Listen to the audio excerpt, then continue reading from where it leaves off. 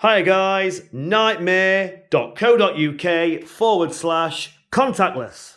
Right, so we are having an absolute nightmare.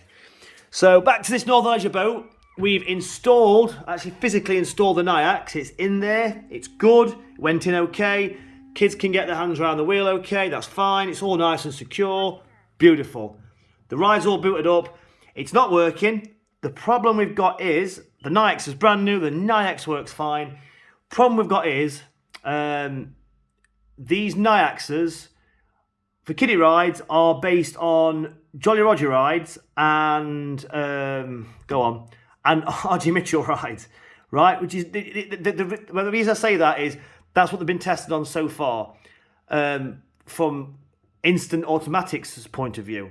So they said, yeah, no problem, it's fine. They've got the board and everything. We've got the board here, everything will be fine. The problem I've encountered is this particular Northern Leisure ride is running on a Kermit navigator box down here. Right, the problem is, and I've clarified this as well with the main man, Mr. Pike. Basically, the Kermit navigator has not got enough juice coming out of the 12 volt. So it kicks out 12 volt. 12 volt basically runs the koi mech and the lights as well, of course.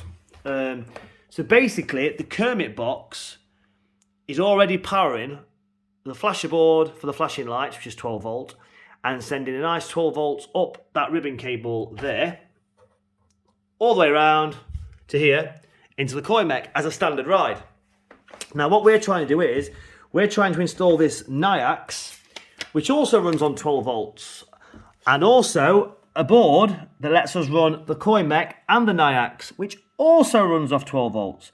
So we're now trying to, where normally this ride would be supplying the koi mech with 12 volts and the lights, it's now supplying, this Northern Leisure Kermit box, we're now asking it to supply the flashing lights with 12 volts and flash on and off, which is great.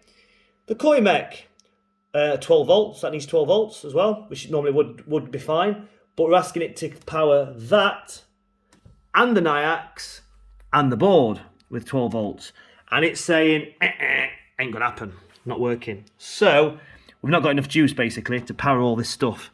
We've got the 12 volts, but when you start it's like with anything, when you start using too much of something, it just runs out of energy. So basically when it's not working, I've just wired the NAYAX directly up to, so what I've had to do is, I've had to buy a separate 12 volt transformer. So we're not using the 12 volts from the navigator box, the Kermit box, we're using it from a separate power supply source. What I've done is, I've tapped into the 240 that comes in, which is this main cable, and I've diverted the 240 off to the box, which powers obviously the ride and the everything else, and then I've diverted it off into, if you can see there, a separate, I've done it all professionally, to a separate white box there, we can see white box there, which is a 240 to 12 volt LED supply.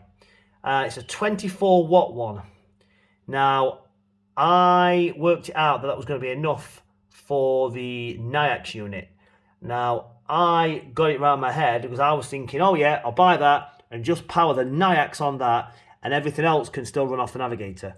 But the navigator is not crap, because the navigator is it's not got enough juice in the navigator at all. It can't even run the board and the mech at the same time, as well as the NAYAX. It can't run the NAYAX on its own. It's basically not got enough juice. So now I've had to get the main cable coming out of the timer, tap in my separate 12 volt that I've got on this LED board, run that into the board, which then sends the 12 volts into the board, to the mech, to the NAYAX. Thought that would do it. It won't. The reason being is, because I bought an LED driver board 24 watt, which would be enough to power just the NAYAX, but now I'm asking it to power all three, separate from the Kermit box. Even the 24 watt LED board still can't supply all three, because this is a juicy bad boy, and that's a juicy bad boy. The LED board, yeah, still a bad boy, but not as juicy as that, and as juicy as that. So I'm just checking with certain people, get a second opinion, but it looks like I'm going to have to scrap this 12-volt board in here that I've got, the 24-watt one, and go higher, probably to 50, 60, 70, 80 watt, whichever option I've got, LED board. I have actually got a whole separate 12-volt Shield PSU, but I don't think there's enough room in this ride to fit it. I might have to maybe put it in the hull of the ride, but I don't really want to do that. Then again, there's 240 in the back of here, so I suppose if it's in the front or the back, it might not really matter. It's going to be nice and safe, but yeah, it's a nightmare. We're going to sort it. We're going to get there. Got the meter, check the 12-volt coming from the LED board, and there's the nice 12-volt coming, but once you start diverting it off, and once these elements start using the 12-volt, when the COIMEX starts using it, and that starts using it, and that bloody board starts using it, it is no more. It can't keep, the wattage can't keep the power going to these devices and keep them powered. Can't keep the steady 12-volt. If you metered the board when we plugged it all in, it wouldn't be 12-volt coming out of the board. It would be very, very much less. And it needs to be 12-volt exactly to power that, and to power that, and to power that. So it all talks together and works. So the next step is going to be, I'm going to dig out in the unit a 12-volt Shield power supply and install that in the hull of the ride. Run the 240 from here through the actual toy into the hull, into that power supply. Then run that power supply into this ribbon cable, which then goes straight into the board, and then the board obviously links the 12-volt to the NAYAX and the COIMEX. So once we get a really good high-powered 12-volt, high-wattaged 12-volt going into this, everything should come alive, everything should talk to each other, and then we can program this NAYAX, get the app downloaded, get it all set up, and do some testing, and get this ride back on site, which is where it needs to be. It is no good in my living room, flashing away with wires, tools everywhere, making an absolute mess. So yeah, this has been, I'll be honest guys, it's been a tricky one, but we are getting there. We're going to sort it, we're going to crack it. This is what happens. It's all about trial and error. You learn something every day, but you see, look, it's a beautiful ride. It's got 12-volt lights flashing everywhere, LEDs as well. It's got a big ass torpedo bulb in the top of there. That takes some juice flashing away. It all adds up. It all adds up, and it all drains the power. So even though I've got a nice big 240 going in, the 12-volt we've got coming out the Kermit box is not sufficient to do what we need to do. And this now, apparently, I found out from certain people, is a common issue.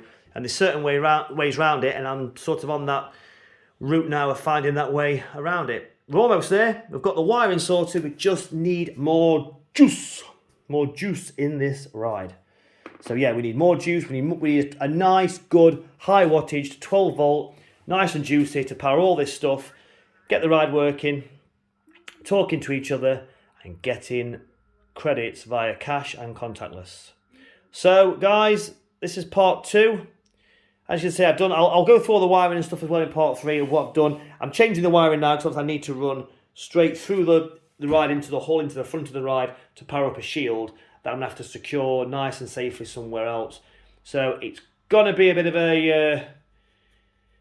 it's going to be a bit of a nightmare. Sorry, it is a bit of a nightmare. It's going to be a bit of a change around with the wiring and stuff. I'll get it all set up. I'll do the next video and show you hopefully it working. Or if it's not working, I'll still show you why it's not working, and we'll go from there. Yes, we will get this cracked. So yeah, look out for part 3, guys. Catch you later. Bye.